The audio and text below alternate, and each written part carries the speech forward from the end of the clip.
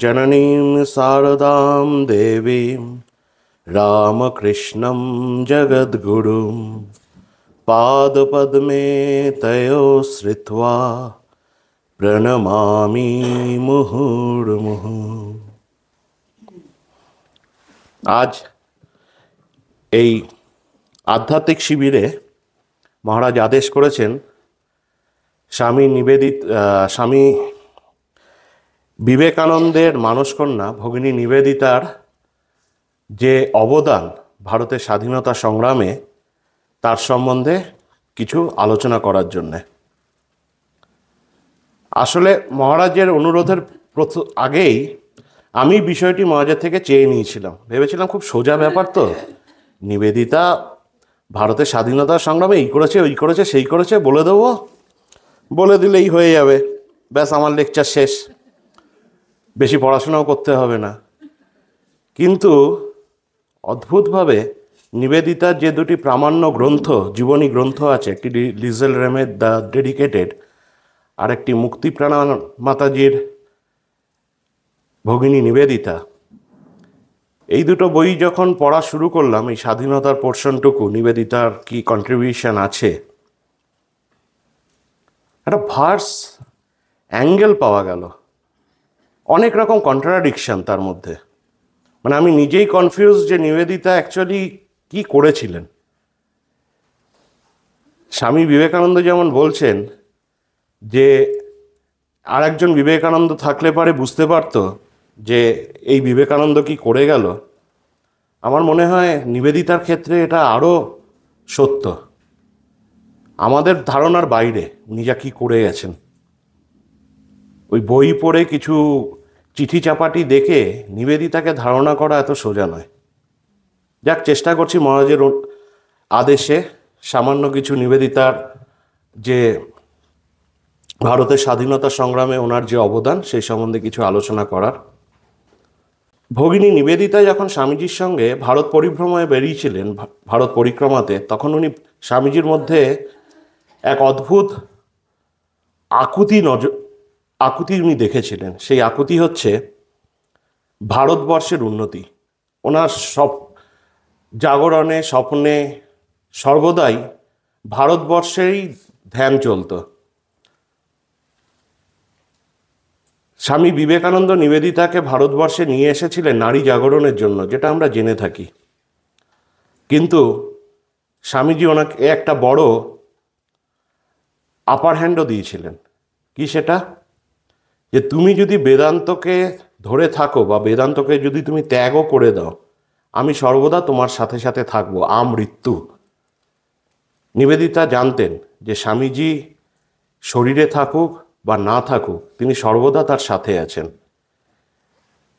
এবং আমরা দেখেছি একটা কন্ট্রোভার্সি তৈরি হয়েছিল, নিবেদিতা যখন পলিটিক্যালি ইনফ্লুয়েন্সড হচ্ছেন, বিভিন্ন পার্টি পলিটিক্সে, বিভিন্ন সেমিনারে উনি যাচ্ছেন, বিভিন্ন জায়গায় গিয়ে বক্তৃতা দিচ্ছেন, তখন রামকৃষ্ণ মঠ যাতে পলিটিকে, স্বামীজি চেয়েছিলেন যে এটা এমন একটা অর্গানাইজেশন হবে যেখানে রাজনীতির কোনো সংস্রব থাকবে না।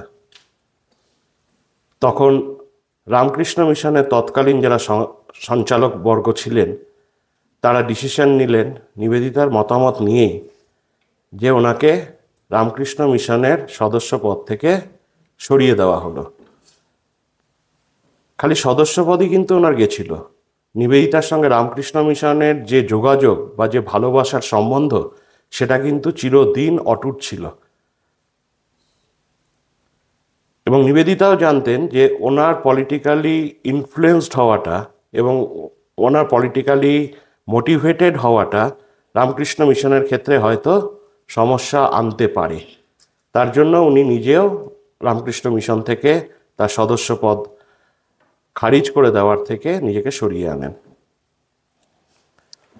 নিবেদিতা যখন 1902 সালে স্বামীজির যখন শরীর যায়, তারপরই দেখা যায় নিবেদিতার রাজনৈতিকভাবে ওনার যে ভারতের স্বাধীনতা সংগ্রামের উপর বা ভারতের বিপ্লববাদের ওপর ওনার যে সহযোগ বা ওনার যে নিবেদন, ওনার যে কন্ট্রিবিউশন, এই জায়গাটা স্বামীজির শরীরত্যাগের পরেই দেখা যায়।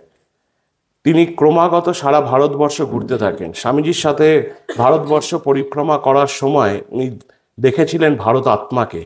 স্বামীজি তাকে ভারত আত্মাকে চিনতে শিখিয়েছিলেন, ভারতের কৃষ্টি, ভারতের সংস্কৃতিকে জানতে শিখিয়েছিলেন। নিবেদিতা যার জন্য বারবার বলতেন, স্বামীজি বলে গেছেন ম্যান মেকিং এডুকেশন, কিন্তু নিবেদিতা বলতেন my aim is nation building. আমি জাতি গঠন করে যাব।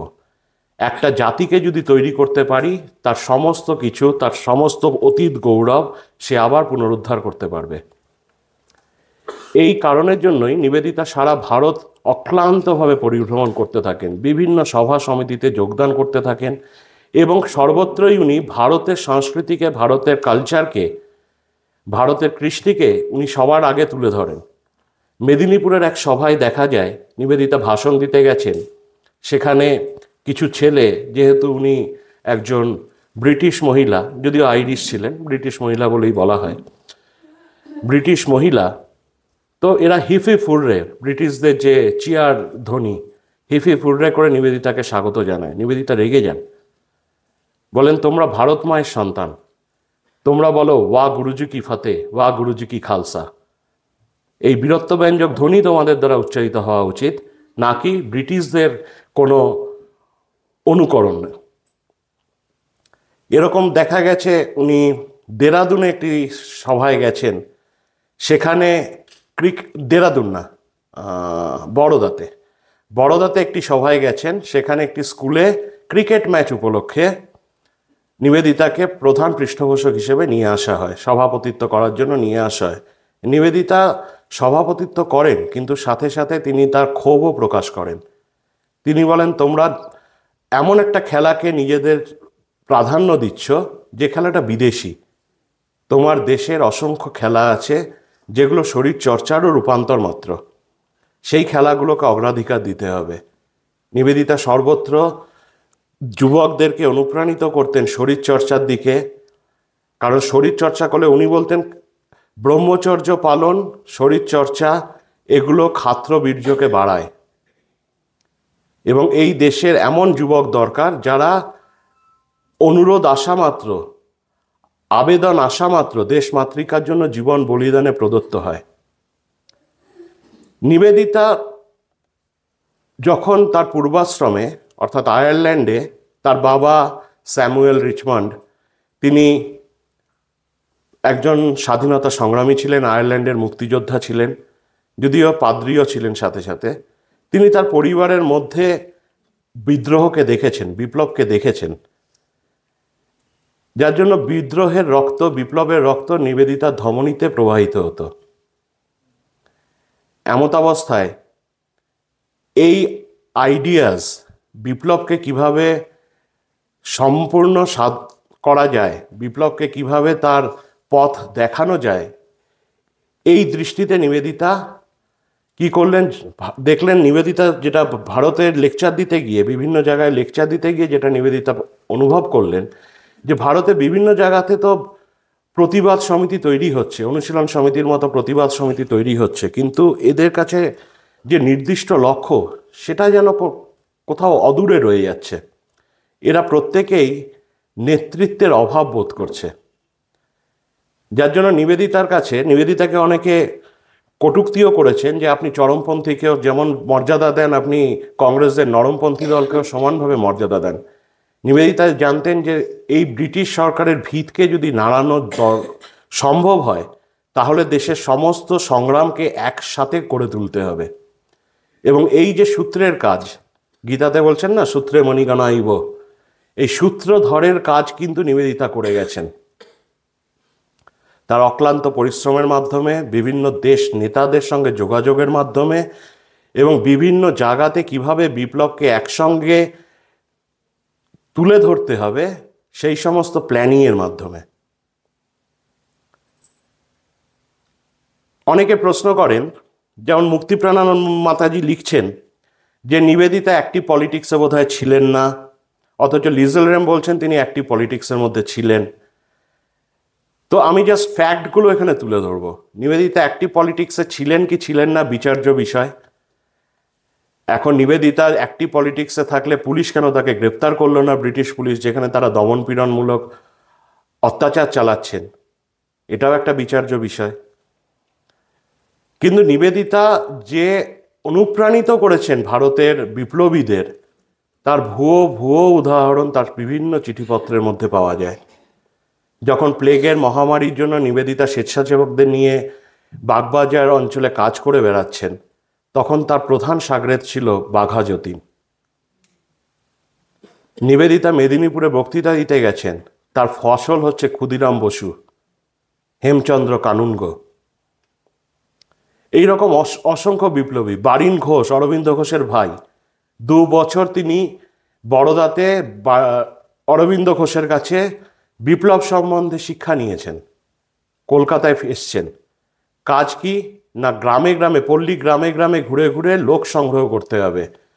অরবিন্দ ঘোষ অ্যাক্টিভ পলিটিক্স এসছেন অনেক পরে, উনি গুপ্ত বিপ্লবী ছিলেন, উনি পেছনে থেকে কাজ করতে পছন্দ করতেন। নিবেদিতাই তাকে অনুপ্রাণিত করে সমক্ষে আসার জন্য, লিডার হওয়ার জন্য, নেতা হওয়ার জন্য। অরবিন্দ বরোদা গভর্নমেন্টে কলেজের অধ্যাপক ছিলেন। সেই বারিন ঘোষ, নিবেদিতা দেখেছেন তার মধ্যে এক উদ্দাম শক্তি, বাঁধ না ভাঙা শক্তি, কোনো বাধা সে মানতে চাইতো না। সারাক্ষণ নিবেদিতার সাথে সাথে ঘুরে বেড়াতো আর বলতো যে তোমার মতো নেত্রী আমাদের দরকার, তুমি খালি আদেশ করো, আমি অসংখ্য ছেলে নিয়ে তোমার পেছনে ঝাঁপিয়ে বেড়াবো, যেখানে সেটা যদি সঠিক পথ হয় তাহলেও, যদি সঠিক পথ না হয় তাহলেও। অর্থাৎ নেতার প্রতি যে অবিচল শ্রদ্ধা এবং বিশ্বাস, এই জিনিসটা বারিন ঘোষের প্রতি ছত্রে, ওনার চিঠির প্রতি ছত্রে পাওয়া যায়। নিবেদিতাকে বারবার উনি উৎসাহিত করতেন। নিবেদিতা কিন্তু ওনাকে আরও তৈরি করার জন্য সময় দিতেন, বলতেন তুমি কি তৈরি আছো, তুমি কি প্রিপেয়ার এই বড় স্বাধীনতা সংগ্রামে অংশগ্রহণ করার জন্য, এই দেশের এই পরাধীনতার গ্লানিকে মুছানোর জন্য তুমি কি তৈরি, তুমি কি নেতৃত্ব দেওয়ার জন্য তৈরি? আমরা জানি বারিন ঘোষের নাম আমরা পরবর্তীকালে ইতিহাসে পাই, তিনি অনেক বড় বড় আন্দোলন সফল করেছিলেন এবং পরবর্তীকালে ব্রিটিশ সাম্রাজ্যের নজরে আসেন এবং তাকে জেলে যেতে হয়। অরবিন্দ ঘোষের ক্ষেত্রেও বলা যায়, অরবিন্দ ঘোষের যে কর্মযোগীন পত্রিকা, বলা হয় আলিপুর বোমার মামলার পরে যখন ব্রিটিশ গভর্নমেন্ট অরবিন্দ ঘোষকে পাগলের মতো খুঁজছে, অর্থাৎ এমন একটা সিচুয়েশন যেখানে অরবিন্দ ঘোষ ধরা পড়লে পারে তার ফাঁসি অবধারিত, নিবেদিতার পরামর্শে তিনি কলকাতা থেকে বেরিয়ে যান চন্দননগরে। আমরা জানি যে চন্দননগর আর পন্ডিচেরি দুটো ফরাসি উপনিবেশ ছিল, যেখানে ব্রিটিশ গভর্নমেন্টের যে আইন সেটা প্রণয়ন হতো না। অথচ ব্রিটিশ গভর্নমেন্টকে বোকা বানানোর জন্য নিবেদিতা কী করলেন, কর্মযোগিনের সম্পাদকীয়তা দিনের পর দিন লিখে যেতে লাগলেন। ব্রিটিশ গভর্নমেন্ট প্রথমটায় বুঝতেই পারেননি অরবিন্দ ঘোষ ফারার হয়ে গেছেন। তিনি চোখে ধুলো দিয়ে বেরিয়ে গেছেন কলকাতা ছেড়ে। কলকাতাতেই তাকে হন্যে হয়ে খোঁজা চলল। যখন পুলিশ বুঝতে পারল কলকাতাতে অরবিন্দ নেই, কোনো একটা চক্রান্ত হয়েছে তাদের সাথে, তাদেরকে বোকা বানানো হয়েছে, ততদিনে অরবিন্দ পন্ডিচেরিতে গিয়ে উপস্থিত এবং পরবর্তীকালে তিনি আধ্যাত্মিক পথে অগ্রসর হন এবং ঋষি অরবিন্দ নামে খ্যাত হন।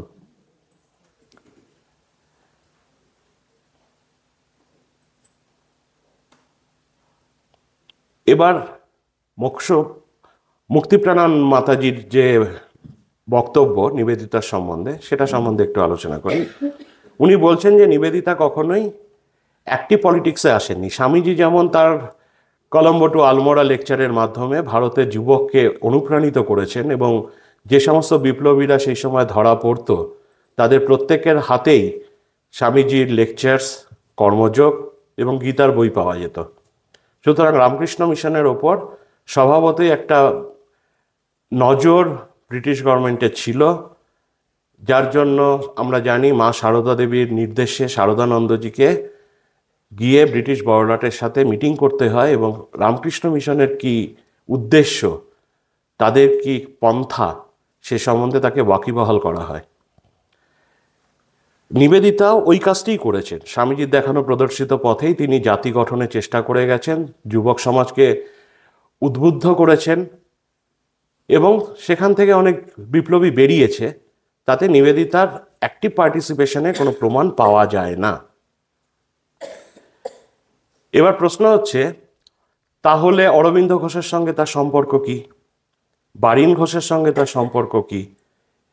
প্রাতরাশ আড্ডা যেটা নিবেদিতা চালু করেছিলেন, যেটা নিছক চায়ের আড্ডা থেকে শুরু করে পরবর্তীকালে রাজনৈতিক আলোচনার সভাতে পরিণত হয়, যেখান থেকে অনেক রাজনৈতিক মতাদর্শ তৈরি হয় এবং যেখান থেকে অনেক পরবর্তীকালে পলিটিক্যাল মুভমেন্ট তৈরি হয়, ইংরেজ গভর্নমেন্ট কি তার জন্য প্রিপেয়ার ছিল না? আমার মনে হয় এক্ষেত্রেও আর একটা জিনিস আমাদের জানা দরকার, কেন নিবেদিতার এত ইনফ্লুয়েন্স সত্ত্বেও ব্রিটিশ গভর্নমেন্ট নিবেদিতাকে কারাগারে পুরতে পারেনি। যদিও নিবেদিতার সমস্ত চিঠিপত্র খুলে পড়ার আদেশ ছিল, নিবেদিতার সমস্ত গতিবিধির ওপর ব্রিটিশ গভর্নমেন্টের নজরদারি ছিল, তা সত্ত্বেও ব্রিটিশ গভর্নমেন্ট কেন নিবেদিতাকে জেলে পুরতে পারেনি, এটা সম্বন্ধে আমার নিজের একটা ধারণা আছে। আমি জানি না, হয়তো আমি ভুলও হতে পারি। 17 বছর বয়সে নিবেদিতা লন্ডনের একজন নামকরা ব্যক্তিত্বতে পরিণত হয়। 19 বছর বয়সে তিনি এমন একটি ক্লাবের সেক্রেটারি হন, যে ক্লাবের মেম্বাররা, সিসমিক ক্লাব, যে ক্লাবের মেম্বাররা লন্ডনের বা ইংল্যান্ডের সমস্ত বিখ্যাত ব্যক্তিত্ব এবং পলিট ব্যুরোর প্রচুর সদস্য বা প্রচুর মন্ত্রী তার মেম্বার ছিল। যেমন আমরা দেখি এখানে জিমখানা ক্লাব বা প্লেন্টার্স ক্লাব, এরকম বড় বড় ক্লাবের কথা অনেকেই জানেন, যেখানকার ডিএম, এডিএম বা পলিট ব্যুরোর লোকেরা তার মেম্বারশিপ নেয়। তো নিবেদিতা ওরকম একটি ক্লাবের, লন্ডনের ওরকম একটি ক্লাবের তিনি সেক্রেটারি ছিলেন। অর্থাৎ নিবেদিতার সঙ্গে ইংল্যান্ডের একটা যোগাযোগ, পার্লামেন্ট লেভেলে বা ইনফ্লুয়েন্সিয়াল লেভেলে একটা যোগাযোগ প্রথম থেকেই ছিল, নিবেদিতার ভারতে আসার আগে থেকেই। ভারতেও নিবেদিতার সঙ্গে যে ব্রিটিশ গভর্নমেন্টের অফিসারদের যোগাযোগ ছিল না তা নয়। আমরা যে ইংল্যান্ড ব্রিটিশ বড় লর্ড কার্জনকে দুর্জন নামে আখ্যা দেই, কারণ তিনি অনেক অনেক কাজ করেছেন, বঙ্গভঙ্গ থেকে শুরু করে এমন অনেক অনেক কাজ করেছেন হিন্দু মুসলমানদের মধ্যে বিভেদ সৃষ্টি করার জন্য, যাতে আমাদের দেশের অখণ্ডতা নষ্ট হয়। তার স্ত্রীর সঙ্গে নিবেদিতার বন্ধুত্ব ছিল এবং যেহেতু পশ্চিমী সভ্যতা সর্বদাই দেখাতো তাদের কলোনিয়াল যে রাজত্ব বা উপনিবেশকে, তারা দেখাতো যে আমরা সেই দেশকে উন্নতির জন্য আমরা তাকে সেখানে শাসন করছি কেন না, সেই দেশের জাতিকে, সেই তারা বর্বর, তাদেরকে আমরা সভ্য বানানোর চেষ্টা করছি, আমরা গিয়ে তাদের উন্নতি করছি, এরকম একটা ছবি তারা লন্ডনের সাধারণ মানুষের মধ্যে প্রচার করতেন। এদেশে কি অত্যাচার হচ্ছে তার খবর কিন্তু ব্রিটিশের লন্ডনে বা ইংল্যান্ডে পৌঁছাতো না, খুব কমই পৌঁছাতো। এবার সেক্ষেত্রে নিবেদিতাকে যদি এরা উপযুক্ত প্রমাণ ছাড়া অ্যারেস্ট করত, তাহলে ব্রিটিশ লন্ডনে হয়তো একটা হাহাকার তৈরি হতো, একটা প্রচণ্ড আন্দোলন হতো যে কি হচ্ছে। কারণ ব্যক্তি স্বাধীনতা, বাক স্বাধীনতা সে দেশে ছিল, গণতন্ত্র তারা দেখাতো, আমাদের দেশে দেখাতো না, কিন্তু তাদের দেশে তারা প্রুভ করতো এবং এখনো তারা করে সেটাই। তারা দেখায় আমরা গণতন্ত্রের, আমরা সকলের বাক স্বাধীনতাকে আমরা রক্ষা করি, সুরক্ষা দিই। সুতরাং নিবেদিতা সেখানেও যে লেখালেখি করতো তার বিভিন্ন পত্রপত্রিকাতে, তো সেটা নিয়ে একটা হইচই হতে পারতো, হয়তো ব্রিটিশ গভর্নমেন্টের অস্তিত্বই সংকটে আসতো তাদের দেশের ভেতরেই। এই কারণে হয়তো ব্রিটিশ গভর্নমেন্ট উপযুক্ত প্রমাণের অভাবে নিবেদিতাকে কখনোই গ্রেপ্তার করতে পারেনি, যেখানে খালি সন্দেহের বশেই আমাদের ভারতের বহু মানুষকে ব্রিটিশ গভর্নমেন্ট অ্যারেস্ট করেছে এবং ফাঁসিতেও চড়িয়েছে। নিবেদিতা যখনই, একটা বইয়ের কথা বলি, the wave of Indian life, Nivedita যখন তার ভারতের কিভাবে পরাধীনতা মুক্তির জন্য এই জাতিকে, কারণ নিবেদিতা জানতেন যে একটা জাতির তখনই তার উন্নতির উৎকর্ষে পৌঁছাতে পারে যখন সে তার পরাধীনতার গ্লানি থেকে বেরিয়ে আসতে পারে।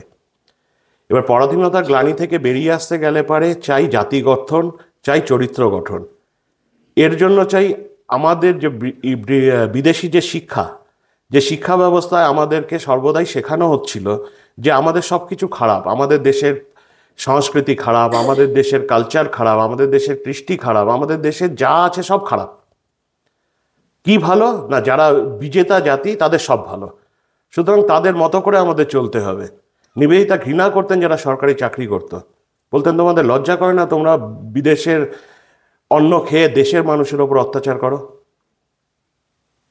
নিবেদিতা সর্বদা গর্জে উঠেছেন এই সমস্ত অন্যায়ের বিরুদ্ধে, পত্রপত্রিকায় বিভিন্ন লেখালেখি করেছেন। এই সময় নিবেদিতা একটি বই রচনা করেন, the web of Indian life. বাংলাটা কি মহারাজ? বাংলা রিসেন্টলি বাংলা পাবলিশ হয়েছে, নামটা আমারও মনে পড়ছে না। The web of Indian life, এই বইটিতে নিবেদিতা ভারতের কি সংস্কৃতি, ভারতের কি ঐতিহ্য, ভারতের কি রিচ কালচার, ভারতের অতীত গৌরব কি, সেগুলোকে ছত্রে, প্রতিটি বর্ণে প্রতিটি ছত্রে ফুটিয়ে তুলেছিলেন। এবং এই বইয়ের মাধ্যমে নিবেদিতা ভারতের জনমানসে একটা সাড়া এনে দিয়েছিলেন, আমাদের নিজেদের সংস্কৃতির প্রতি আমাদের আস্থা ফিরিয়ে এনেছিলেন। সুতরাং নিবেদিতার অবদান কি, এ কতটা ব্যাপক, এর জন্য আলোচনা আরও দরকার, পড়াশোনাও অনেক দরকার। চেষ্টা করেছি কিছুটা পড়ে কিছুটা বোঝার, জানি না কতটা বোঝাতে পেরেছি। সময় হয়ে এসছে, এখানেই শেষ করলাম। ওম শান্তি শান্তি শান্তি। হরি ওম তৎসৎ। শ্রীরামকৃষ্ণার্পণমস্তু।